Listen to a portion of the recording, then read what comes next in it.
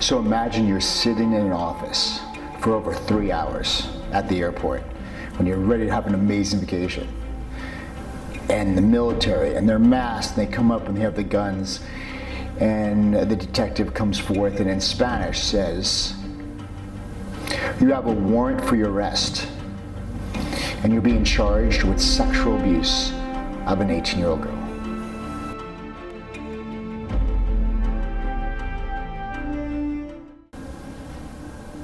So let's go back about 6 months, to about July 2022, and it was a great time. I was doing regenerative medicine, stem cells in Cancun.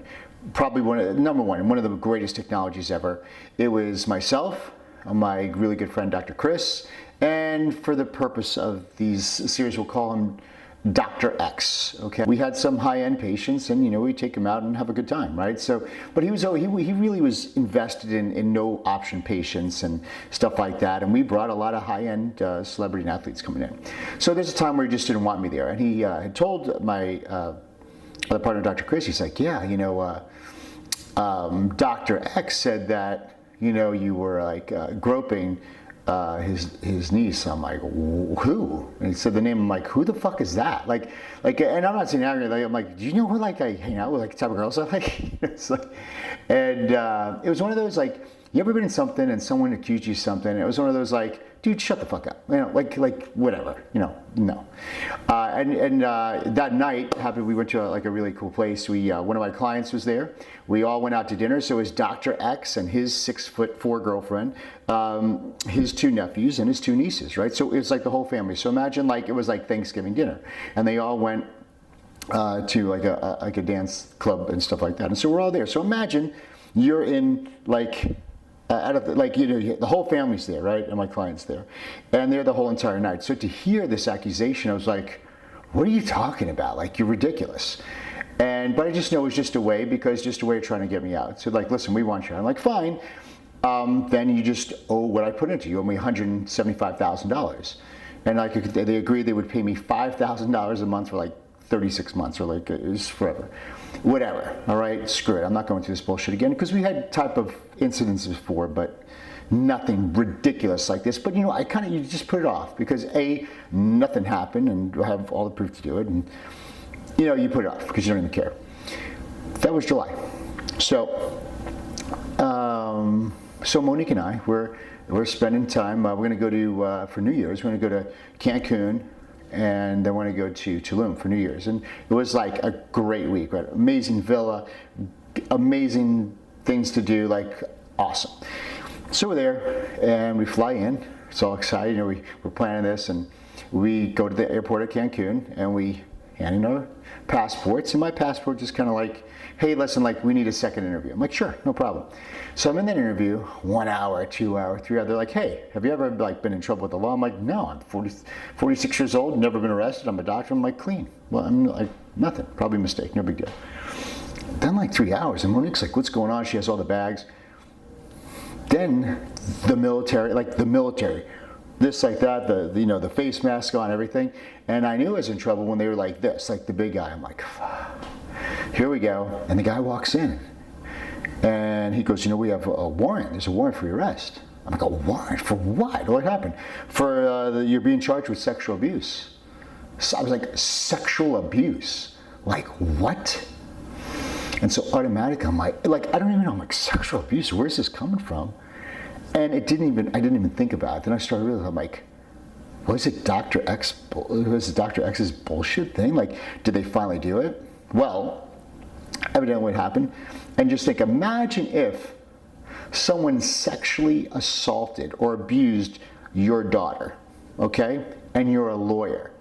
Would you wait 6 months? Number one, if you do that to me or my daughter, there would be no warrant. You'd see me at your front door and beat the shit out of you, right? So automatically that was fishy. So evidently it was Dr. X.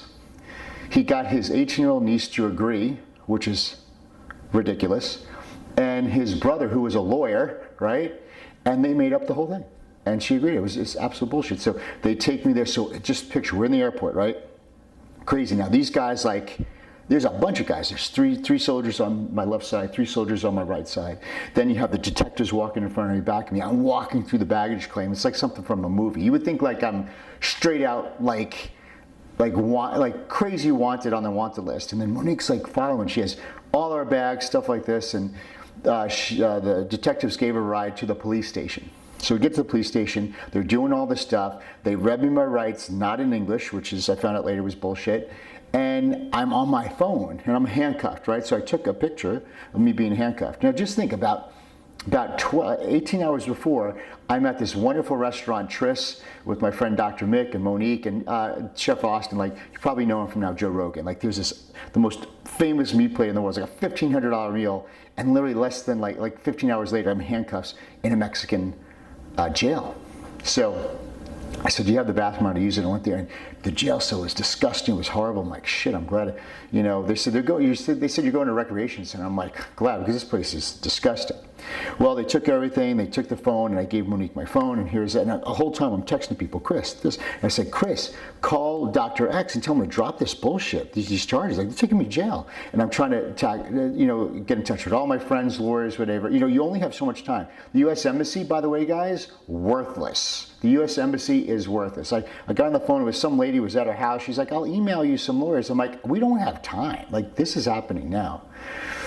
So they, handcuffs and shackles, and then I said, where are you taking me? And they're like, your new home.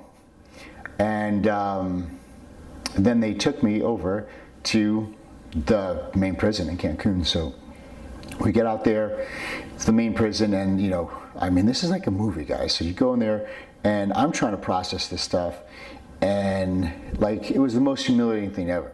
So they go there, and then I go against this wall, and the way they do, you put your chin in your chest, and they grab you by the back of your head, and they move you everywhere. And then you're going through, and just like the movies, like people are screaming, and people are just hanging out of cages and stuff like that. And they go to this wall, and they're jamming my head on the wall, like, where's your ID? I'm like, I don't have my ID. Number one, I don't even speak Spanish, right? So and they're treating you like shit because they don't know. And I don't have anything. I don't have my wallet. I don't have nothing because I left it all over there. So they bring me to this place, and I had these nice Yeezys that I got. They took my Yeezys, took my jeans, took everything, and they gave me like these little plastic sandals that you would get like at a nail salon. This yellow jumpsuit, yellow shirt. That was it. That's all I had. Took my socks and everything, and I just stood there for like hours. And they took me to the medic, and the medic looks at me, you're fine. And like, I sat in this one room for a while, and they're trying to ask me questions like, who are you? And the fact that I'm an American, like, I know what it was like to be absolutely persecuted. Like, sometimes in America, like, we get short with people and stuff like that. I was that guy. I didn't speak the language. I didn't do anything. Who's this guy?